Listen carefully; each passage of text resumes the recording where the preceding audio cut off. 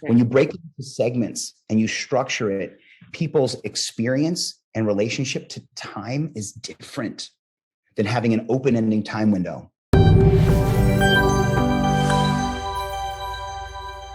There's 4 learning styles in every room, and some are obviously combinations.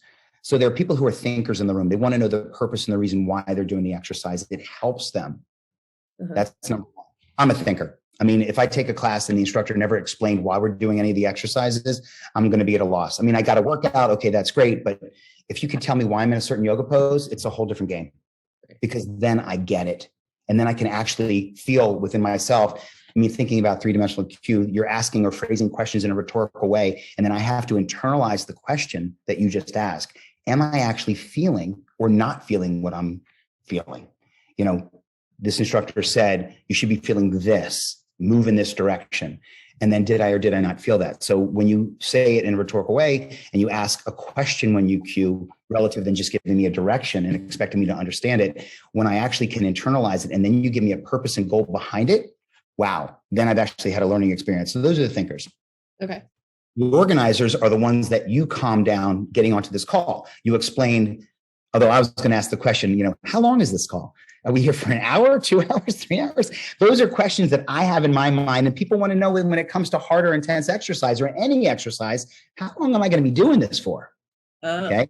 But organizers like to know the frame. They like to know structure, because some people just don't go with the flow. If you've noticed, some people are very keyed into, look, I'm giving you this amount of time. It's really cool of you to break down for me in the beginning of class how you're going to break up this hour or how you're going to break up this 45 minutes. I love that. When someone says, in the first 5 minutes, we're going to do this, and then we're going to break our next series of movements into a 10-minute blocks, I'm locked in. That shortens, it actually bends time, because all of a sudden you've gone through 2 of the 3 blocks and you can't believe how fast time went by.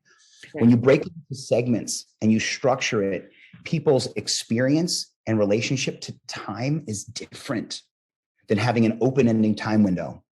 Let's just move, everybody, let's go. And all of a sudden, okay, how long are we, especially if I'm not interested in what you're doing in the moment, I'm really concerned with how long you're going to be doing it for. And if it's really hard for me, I'm even more concerned of how long I'm going to do this for. So time and intensity are matched always. So just keep that in mind and putting things in perspective for people. Because having perspective and understanding, if something's going to be really hard, but you're letting me know ahead of time that it's only for this window of time, I'm okay with it. I can manage it. And those are the people who are the organizers. They think that way. They function that way. They need to hear those things. Then, are they social? Are you creating community in the class? Are we working together, or am I here on this island by myself?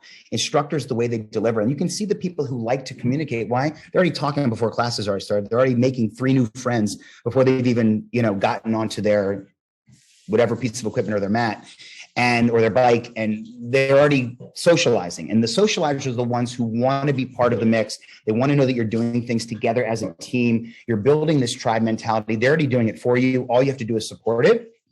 And those are the people who you're helping with this socializer perspective.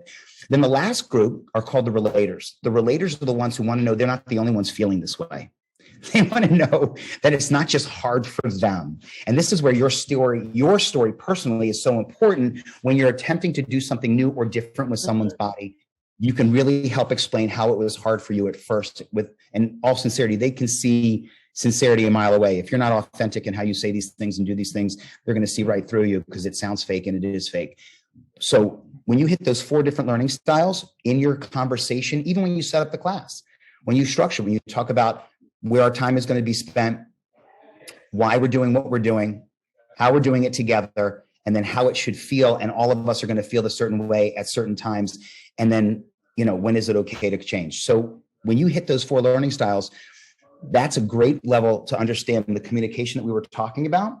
And when it comes to communication, people communicate verbally, communicate visually. Like I mentioned earlier today, when I started this conversation, we were saying some people are great verbal communicators and some people are great visual communicators. If you can conquer both of those areas, it's powerful.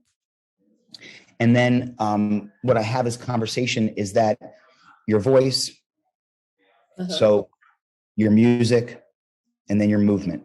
So you're going to communicate with those three things. And if you have a class that doesn't teach with music, then you're going to really rely heavily on your voice and obviously your movement patterns.